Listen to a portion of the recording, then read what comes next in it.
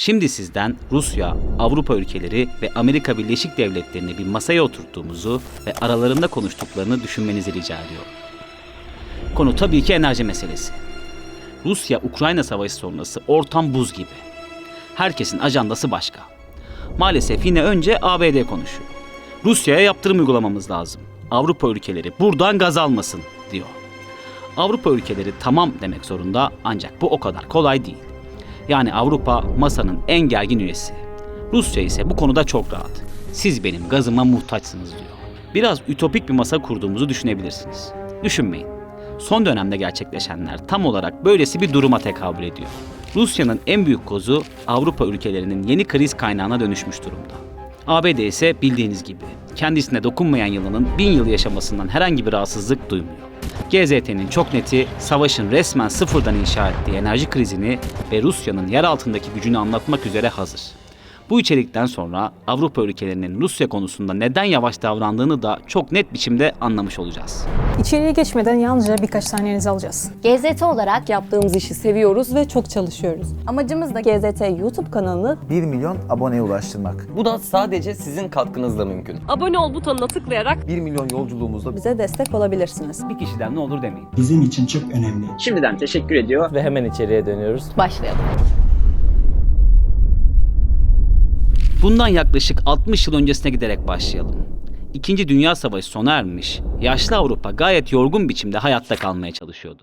Tam da bu dönemde ülkelerin en büyük ihtiyaçları arasında gösterebileceğimiz enerji meselesinde yeni şeyler söyleme ihtiyacı da oluşmuş durumdaydı. Kömür kullanımının azaldığı günlerde kolay taşınabilen, kömüre kıyasla daha temiz olan gaz, Batı Avrupa ekonomisi için yeni enerji kaynağına dönüştü. Ancak burada bir sorun vardı. Çünkü Avrupa'nın gaz kaynakları çok sınırlı ve büyük ölçüde dışa bağımlıydı. Dış dediğim yer ise tabii Rusya. Hemen hemen her jeopolitik düzlemde Rusya ile karşı karşıya gelen Avrupa resmen Rusya'ya bağımlı durumda. Bu 60 yıl önce başlayan bağımlılık hali 2022 içinde halen geçerli. Girişte bahsettiğimiz masada Avrupa'nın tamam deyip işin içinden çıkamama nedeni de bu. Yani Rusya'nın eli bu konuda oldukça güçlü. Putin tüm bu gerginliklere rağmen bazı geceler hala rahat uyumasını ülkesinin bu gücüne borçlu bile diyebiliriz. Rusya-Ukrayna savaşının getirdiklerini konuşurken Rusya'nın yeraltı kaynakları konusunda ne kadar farklı bir noktada olduğundan da mutlaka bahsetmemiz lazım. Oldukça vurucu bir cümleyle başlayalım. Rusya'nın yıllık bütçesinin 150 katından fazlası onların yer altında yatıyor. Yani yaklaşık 50 trilyon dolarlık bir servetten bahsediyorum. Hadi biraz daha detaylandıralım. Bugün itibariyle 25 binden fazla faal maden yatağına sahipler. Ülkenin yeraltı kaynaklarının yaklaşık %70'i de yakıt ve enerji kaynaklarından oluşuyor. 15 milyar ton seviyesinde petrol rezervleri olduğu da açık kaynaklarda net biçimde mevcut. Bu tabi dışarı sunulan veri. Aslında yaklaşık 70 milyar ton petrole sahip oldukları düşünülüyor. Kömür konusunda da Putin'in eli gayet güçlü. Ülkesi 200 milyar ton ile kömür rezervi sıralamasında dünya üçüncüsü konumunda. Gezegendeki her 10 kömür rezervinden 3'ü Rusya'da. Gazı, petrolü, kömürü konuştuk. Ancak demir dışı metaller de Rusya'nın alameti farikalarından birine dönüşmüş durumda. Bu konuda açık ara zirvedeler. Ülkedeki nadir metallerin değerinin 3 trilyon dolardan fazla olduğu düşünülüyor. Ve altın. Rusya 140 milyar dolar değerindeki 2300 tonluk altınıyla dünyanın en büyük 5. altın ülkesi konumunda. Hatta ülke bunu ekonomik bir sigorta olarak değerlendiriyor bile diyebiliriz. Tüm bu veriler 2022'nin en çok konuşulan ülkesinin sahip olduğu gücü daha anlaşılır bir resim haline getirmeyi başarıyor. Rusya ve yeraltı demişken şehir efsanesi mi gerçek mi hala tartışılan ancak birçok farklı kaynağın gerçek olduğunu söylediği bir meseleye daha değinelim istiyorum. Moskova'nın altında Karadeniz'den 2 kat daha büyük bir deniz olabilir mi? Bu soruyu cevaplamak için yaklaşık 100 yıl önceye gitmemiz lazım. Sovyet akademisyen Ivan Mihailovich Gubkin, Moskova yakınlarında petrol aramaya karar veriyor. Aramalar esnasında petrol bulamasa da bol miktarda suyla karşılaşıyor. Bu suyu inceleyen bilim adamları şu notları çıkarıyor. Şehrin altında derinliği 10 ile 30 kilometre arasında değişen bir deniz var. Yalnızca üst kısmında tatlı su bulunurken ana kısım deniz suyu ve dahası çok tuzlu. Bilim adamlarının henüz ulaşamadığı veri ise bu suyun şehir için bir tehlike oluşturup oluşturmadığı. Jeoloji Enstitüsü'ne bağlı araştırmacılar ise sıradan yeraltı sularının toprağın üstü için daha büyük bir tehlike oluşturduğunu söylüyor. Metro inşaatında şehrin altındaki karstik boşluklarda biriken su kütleleri her zaman dikkate alınmak zorunda. Moskova Doğanın Kullanımı Departmanı verilerine göre de şehrin %30'luk bölümü 3 metre derinlikte suya doymuş, hatta baskın altında kalmış durumda. Öyle ki Kremlin arazisinde bile toprağın suya gömülmeye başladığı yerler var. Yani Rusya'nın yeraltı konusundaki mevcut durumu böylesi istisnaları da bünyesinde barındırıyor diyebiliriz. Hatta ülke şehir genelinde fazla suların boşaltılması için her yıl yaklaşık 50 milyon rublelik bir harcama da yapıyor.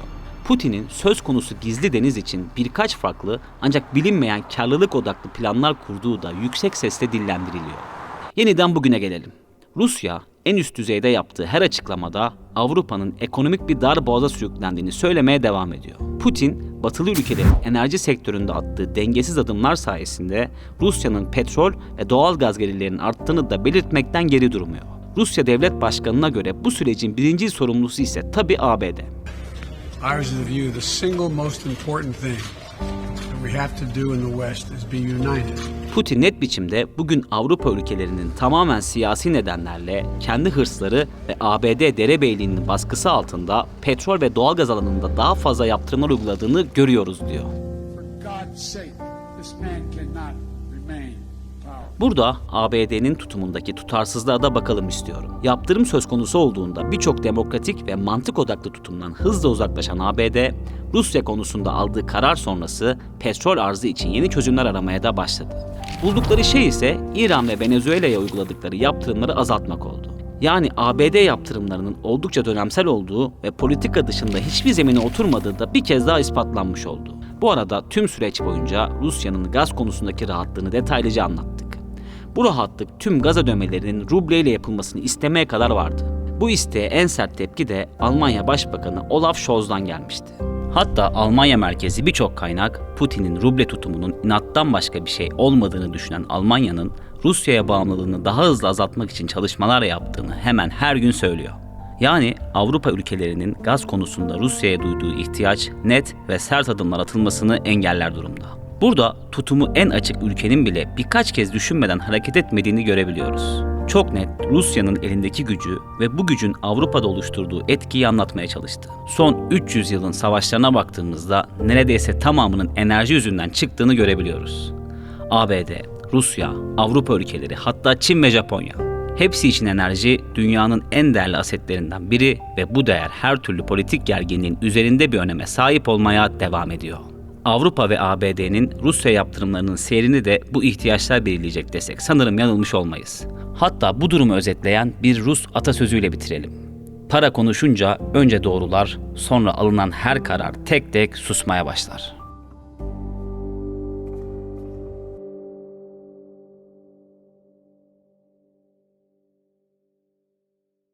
Şimdi sizden Rusya, Avrupa ülkeleri ve Amerika Birleşik Devletleri'ni bir masaya oturttuğumuzu ve aralarında konuştukları